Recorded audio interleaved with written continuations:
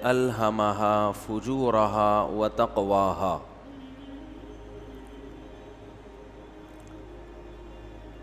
کہ اللہ نے انسان کو برائی بھی بتائی اور نیکی بھی بتائی، دونوں چیزیں الہام کی ہیں، دونوں چیزوں کی طلب رکھی ہے۔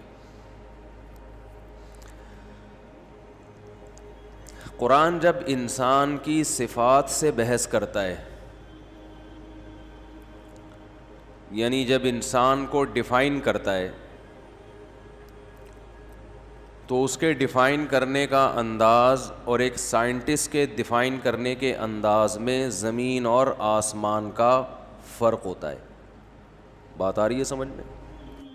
تو اسی لیے قرآن انسان کی جو میڈیکلی، جو انسان کی جو فزیکل باڈی ہے نا، اس کو اہمیت نہیں دیتا، بلکہ اگر قرآن انسان کی باڈی کو بیان کرتا ہے تو وہ تو انسان کو اس کی اوقات دکھانے کے لیے کہ تمہاری اوقات تو یہ ہے، یعنی یہ بتانے کے لیے کہ تمہاری ہماری نظروں میں باڈی کے لحاظ سے کوئی اوقات نہیں ہے، اتنے سے ہو، اتنے سے، اتنے کی سپرلیٹو ڈگری ہوتی ہے، اتنے کہتے ہیں اتنا سا، ایک ہوتا ہے اتنا سا، ایک ہوتا ہے اتنا سا، اتنا سا ہے، اتنا سا ہے۔ ابھی آپ 29واں پارہ سورہ معارج اسے اٹھا کے دیکھیں، دوسرا رکوع، کلا انا خلقناہم مما یعلمون، فرمایا ایسا نہیں ہے، انسان اپنے آپ کو بہت قابل عزت سمجھتا ہے، نا نا نا نا، کلا، ایسا نہیں ہے، کچھ بھی نہیں ہو، کوئی اوقات نہیں ہے تمہاری، کس لحاظ سے؟ مادی اعتبار سے کوئی اوقات نہیں ہے۔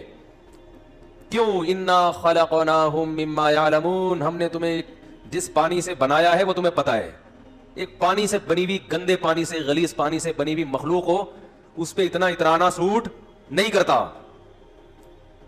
یہ جو ملحد لوگ، ایتھیس لوگ اعتراض کرتے ہیں کہ انسان کی کوئی اوقات نہیں ہے، قرآن نے تسلیم کیا ہے واقعی نہیں ہے۔ کس اعتبار سے؟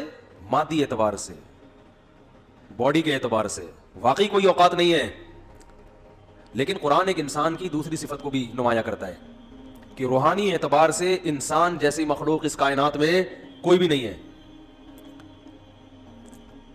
وہ کیا ہے؟ روحانی اعتبار سے یہ دنیا کی، اس کائنات کی ذہین ترین مخلوق ہے۔ اب آپ دیکھو، اتنی سی زمین، اس پہ اتنے سے کیڑے مکوڑے جیسے انسان، مگر انسان کی کھوپڑی کے اندر اتنا سا مغز، اس مغز کی کلاکاریاں دیکھو آپ، اور پاکستانیوں کا مغز تو ایسے بھی کوئی دیکھ لے تو وہ اللہ کی قدرت پہ یقین کیے بغیر نہیں رہ سکتا۔ کسی چیز کو ناپنا کہ یہ اس کا وزن کتنا ہے، یہ کتنا ویلیویبل انسان ہے، کتنا قیمتی انسان ہے، تو یہ باڈی کے اعتبار سے بھی ہوتا ہے اور روحانی اعتبار سے بھی ہوتا ہے۔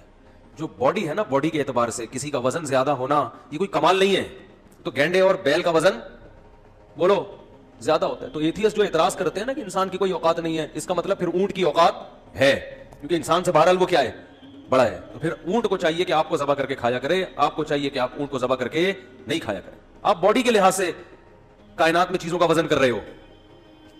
پھر تو جو اژدہا ہوتا ہے نا، میں جانوروں کی ڈاکومنٹریز بہت دیکھتا ہوں، بڑی اللہ کی قدرت نظر آتی ہے، پورے پورے مگرمچھ نگل لیتے ہیں یہ اژدہے، بندہ نگل لیتے ہیں، اور انگریز واپس بندہ نکال بھی لیتا ہے، کمال ہے، صحیح ہے نا؟ نگل لیتے ہیں بندہ اور ٹانگیں کھینچ کے آدمی پورا باہر نکال لیا۔ تو پھر تو وہ جو اژدہا ہے اس کی ویلیو انسانوں سے زیادہ ہونی چاہیے۔ قرآن انسان کی جس صفت کو بیان کرتا ہے وہ ہے صفت علم، کہ ہم نے آدم کو جو فرشتوں پر اور پوری کائنات پر فضیلت دی، وہ کس بیس پر دی؟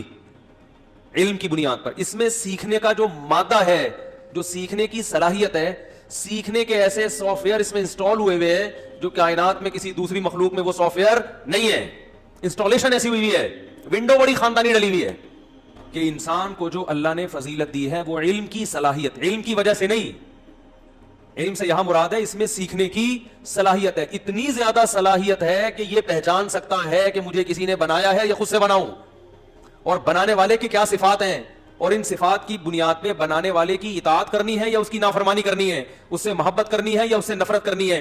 یہ تمام چیزیں سیکھنے کی صلاحیت اللہ نے کس میں رکھی ہے؟ انسان میں. لہذا اللہ نے اس کائنات میں جتنا پروٹوکول انسان کو دیا ہے کسی اور مخلوق کو نہیں دیا. اتنا پروٹوکول کہ قرآن کے الفاظ ہیں وَسَخَّرَ لَكُم مَّا فِي السَّمَاوَاتِ وَمَا فِي الْأَرْضِ جَمِيعًا مِّنْهُ. اے انسان تو اس کائنات میں ذرے کے ذرے کے ذرے کے ذرے کے ذرے کے ذرے کے برابر بھی نہیں ہے, لیکن اتنی بڑی کائنات میں نے تیرے لیے پیدا کی ہے.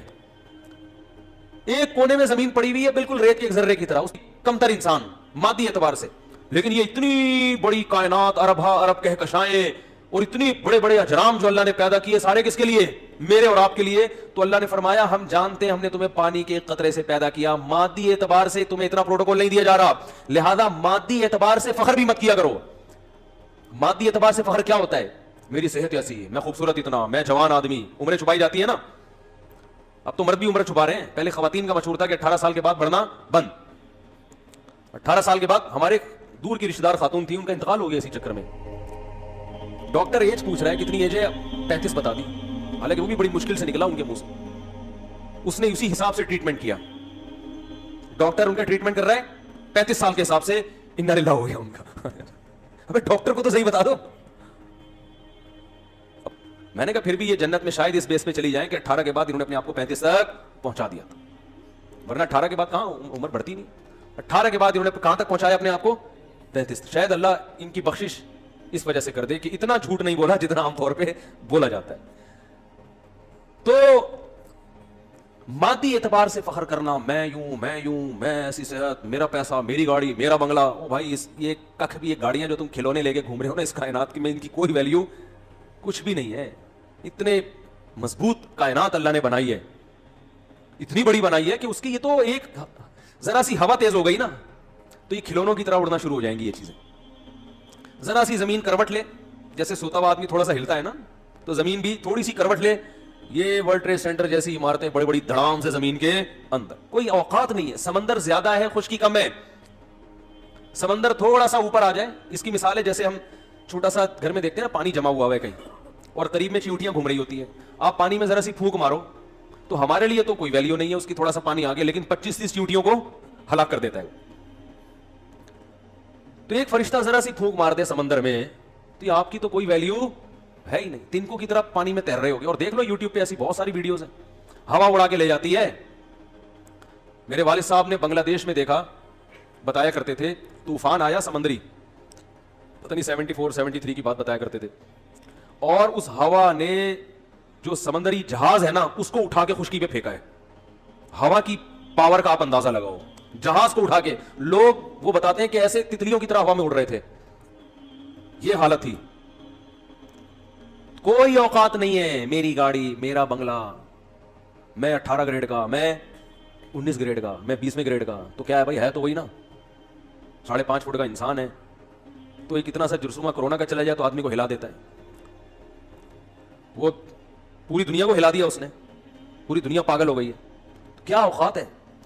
تو اللہ نے فرمایا انا خلقناہم مما یعلمون, تم اپنی اس فزیکل فٹنس اور اپنے اس پیسہ اور میری تنخواہ اور میرا کاروبار اور میری قوم اور میں یوں اور میں یوں, یہ کوئی اللہ کی نظر میں اس کی ویلیو